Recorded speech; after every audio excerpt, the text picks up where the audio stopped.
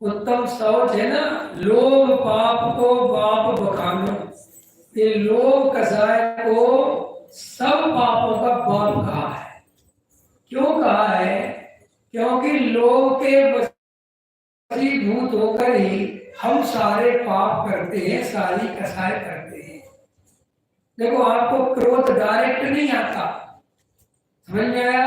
मान आपको डायरेक्ट नहीं आता, मायाचारी अपने को डायरेक्ट नहीं आती, पहले लोभ आता है।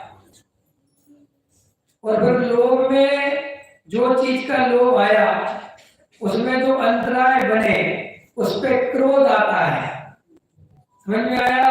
मान का लोभ आता है पहले कि मान मिल जाए, लालच, ठीक है। वो मायाचारी क्या है? उस लोभ कसाय की पूर्ति को ताकत से प्राप्त नहीं कर सकता, समझ में आया? सामने बोल के प्राप्त नहीं कर सकता, तो मायाचारी से बात को घुमा घुमा के, चाहिए तो अपनी थाली में लड्डू है लेकिन अपने को नहीं बोलना, अरे डॉक्टर साहब को लड्डू तो दिया ही नहीं, जबकि लड्डू अपना ध्यान आ रहा है।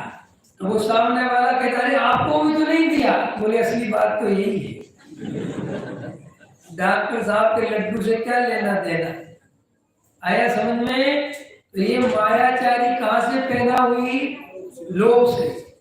तो लोभ के कारण ही हम सबको ये क्रोध मान माया और लोभ तो है ही, इसलिए लोभ पाप को पाप बखानो। ये जो लोभ है ये सभी कसायों का बाप है, सभी पापों का बाप है, ठीक है ना। और इस लोभ के वशीभूत होकर ही, और लोभ कहां से आया? लोभ का बाप कौन है? मिथ्या। क्योंकि मिथ्यात्व के वशीभूत होकर ही ये जीव माने हम सब पर पदार्थों में इष्टनिष्ठ बुद्धि करते हैं। फिर इष्टनिष्ठ बुद्धि होने से जिनमें इष्ट बुद्धि होती है उसके प्रति लोभ कसाय पैदा होती है, और अनिष्ट बुद्धि से द्वेष कसाय पैदा होती है। और इस तरीके से ये मिथ्यात्व के वशीभूत होकर ये राग द्वेष रूपी संतति, ये राग द्वेष रूपी संतानें निरंतर पैदा होती रहती हैं और हम चार गति परिभ्रमण करते रहते हैं।